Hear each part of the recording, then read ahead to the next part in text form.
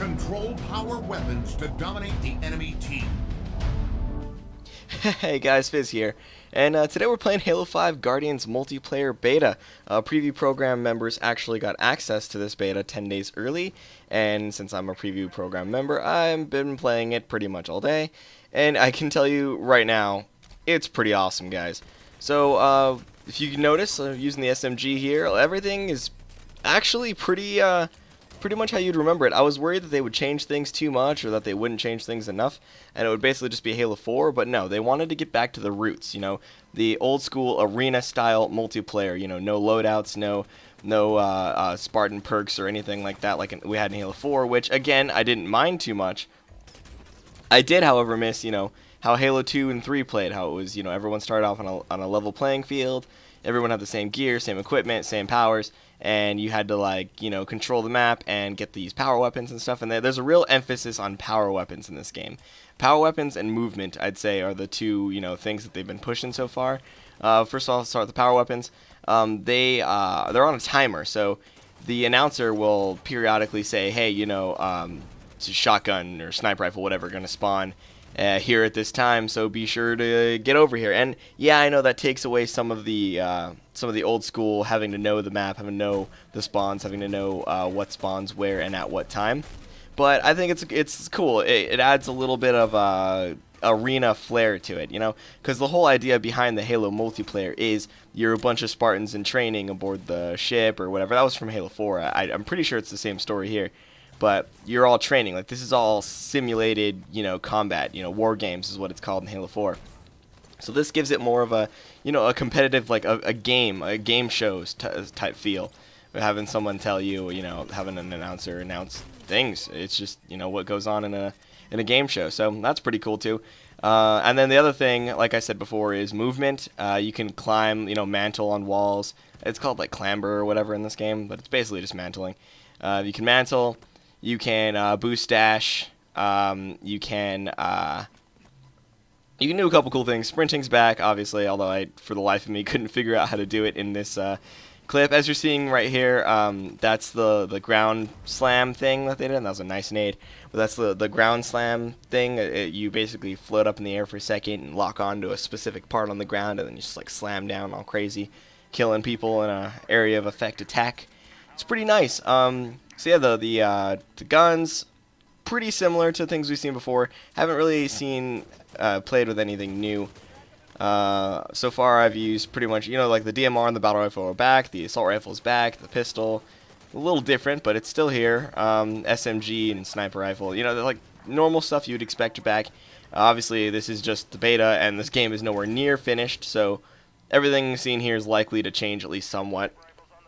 The map design, pretty similar to, I would say, Halo 2 map design. I mean, I'm not going to go poking, you know, holes in every single map in the game and exposing everything there is to know.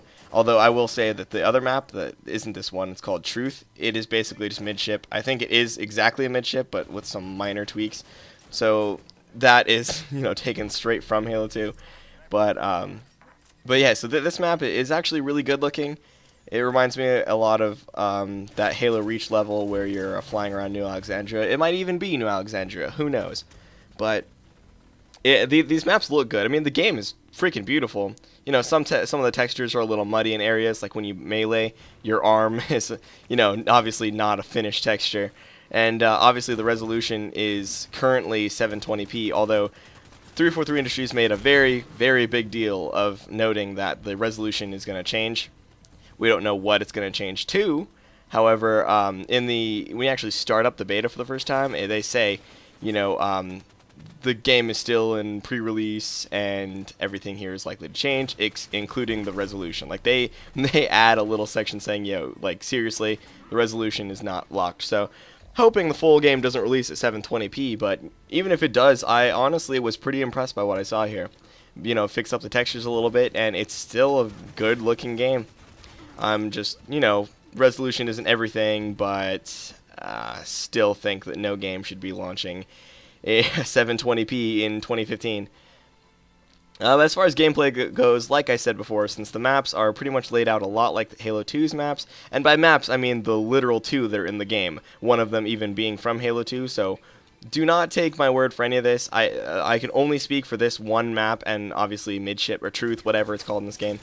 So this map is laid out a lot like other maps from Halo 2, and so that's what this kind of plays like. It plays a bit like Halo 2, you know, a lot of tight quarters, but with some decent lines of sight. Like right here, you could see through the window, you could look around behind them and stuff. And with the new movement system, everything is a lot faster, and I think that's again why they did that. They wanted the game to play a little faster. It's basically exactly what you would expect a Halo sequel to be. It improves upon the older versions of the game and modernizes a little bit. They tried that with Halo 4, and Halo 4 was not a bad game. Halo 4 actually, in my opinion, has the best cinematic elements of any of the Halo games. You know, the story's top-notch, the character writing's excellent. I mean, combined, Cortana and Master Chief have more lines in Halo 4 than they do in the first 3 games combined, which is pretty crazy. However, the multiplayer took some missteps. It was good. I have no real quarrels with Halo 4 multiplayer. I still play it in the Master Chief Collection, as a matter of fact. But as far as where the fans were expecting it to go, it was not. You know, that's not really what they were expecting. But this, honestly, it feels like Halo. It feels just like Halo, how Halo's always felt. Halo 2 and 3, but it does feel modernized, obviously, because you have the movement system. It feels improved upon, and that is not a bad thing. People are kind of freaking out about the whole